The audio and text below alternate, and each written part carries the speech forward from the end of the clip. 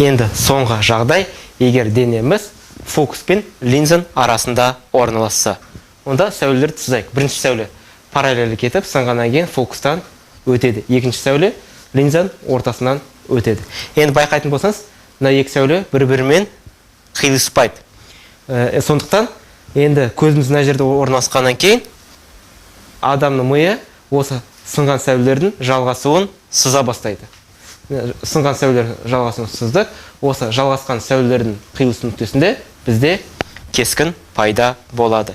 Енді кескін қасиеттеріне тоқталатын болсақ, ең бірінші ол жалған. Неге жалған? Өйткені сәулелердің өзі қиылыспаған. Сәулелердің жалғасу сызықтары қиылысты. Сондықтан сынған сәулелердің жалғасулары қиылысқан үшін және олар кесінді алған үшін бұл жалған болады. Жалған неліктен? Өйткені бұл кескін адам миында пайда болады. Енді ол кесінді сіз көре алмайсыңдар, мына жерге перде қойсаңыздар көре алмайсыздар. Ол кесінді тікелей көру үшін сіз линзаның ішінен қарауыңыз керек. Және тура, төңкерілмеген және үлкейтілген. Байқайтын болсаңыз, мынау кәдімгі күнделікті өмірде қолданылып жүрген лупаның жұмыс істеу принципі.